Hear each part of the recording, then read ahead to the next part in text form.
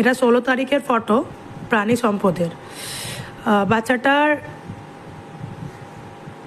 শুক্রবার দিন সকালবেলায় হঠাৎ করে নাক দিয়ে ব্লিডিং স্টার্ট হয়। ওকে যে বাড়িতে অ্যাডপশনে দিয়েছি ওনারা আমাকে ভোরবেলায় ফোন করে বললেন। তারপরে যাই হোক, আমি যাওয়ার আগে ওনারা ওখানে লোকাল ভেটকে দিয়ে ট্রিটমেন্ট করান। তারপরে যেহেতু ব্লিডিং বন্ধ হচ্ছিল না, তারপরে ওকে সল্টলেক অ্যানিম্যাল হেলথ সেন্টারে নিয়ে যাওয়া হয়। ওখান থেকে ওনারা বলে দিয়েছিলেন যে ও বাঁচবে না, যে ওর যেভাবে ব্লিডিং হচ্ছিলো বাঁচার চান্স নেই, জবাব দিয়ে দিয়েছিল।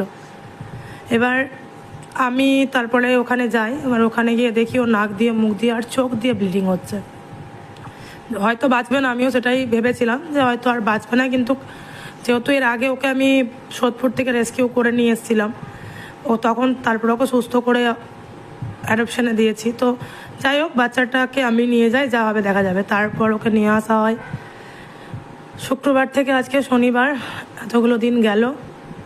ওর ক্রিয়েটিন লেভেল বেড়ে গেছে, হেমোপটোজোয়া পজিটিভ, যেটার জন্য ব্লিডিং হচ্ছিল। যাই হোক, সেখান থেকে এটা আমার আজকের ভিডিও। বাচ্চা আমার খাওয়া দাওয়া করছে, ভালো আছে। একবার হলো, সেকেন্ড টাইম হলো, এটা ওর সেকেন্ড টাইম যেখান থেকে আমি ওকে সুস্থ করতে পেরেছি। আর স্পেশালি থ্যাংক ইউ হচ্ছে মহুয়াদিকে। মহুয়াদি সেই টাইমেও আর এই টাইমেও আমার সাথে ছিল বাচ্চাটার জন্য। কারণ আমি ভেবেছিলাম আমি আর ওকে আনতে পারবো না, বাট সেখান থেকে এখান পর্যন্ত।